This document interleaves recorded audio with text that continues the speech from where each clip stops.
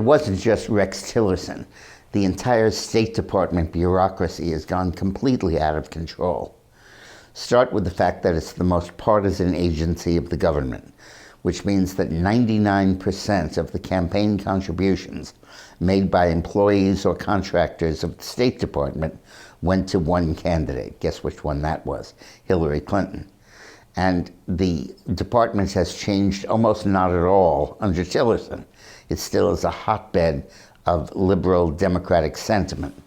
This was epitomized last week when Sarah Nawazadeh, a State Department employee, wrote an article, and the State Department vetted and approved of the article, defending the Iran deal and attacking Trump for wanting to change it and warning of dire consequences were he to move ahead, directly contrary to Trump and administration policy.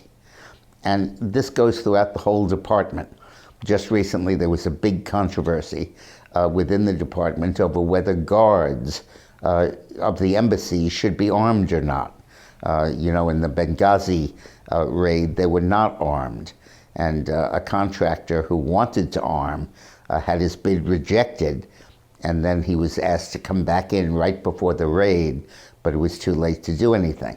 And now the State Department is saying absolutely that guards should not be armed because it's a provocation to the nation where they're located. Absolute nonsense. If Trump is going to be aggressive and effective in dealing with North Korea and with Iran and with countries throughout the globe, he's got to have a State Department that backs him up, that does the detailed work, that follows through on his pronouncements, that implements his policies. And that doesn't just mean a secretary.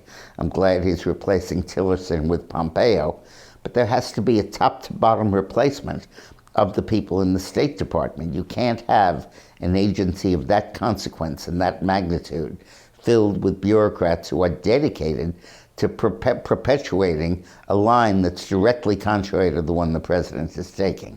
And that really is what we're facing. All of this underscores the need for a change in Senate procedures, which would permit limited debate on confirmations of executive branch employees. Right now, the rule is that you can close off debate with 51 votes. But the problem is that when you close off the debate, you automatically open up a 30-hour debate period, limited to 30 hours. And if you do that, as the Democrats are doing to every single nominee, from dog catcher on the way up through secretary, you can pile up so much wasted time on the Senate floor that you can't get to other business because of the confirmations. And as a result, there are literally hundreds of nominees at the State Department and other agencies that are still piled up waiting to be confirmed.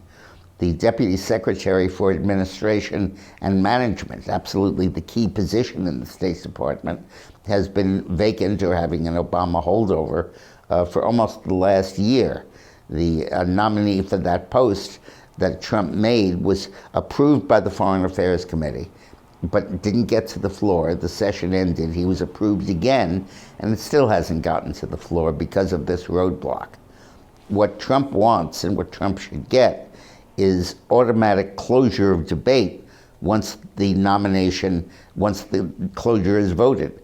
That with 51 votes, you can shut off debate and not let the Democrats do this delaying tactic. This is vital for the administration of our government and never more important than in the State Department. Check out my columns on the Western Journal. Just click on the link near this video and you'll go to them right away. I hope you enjoy reading them.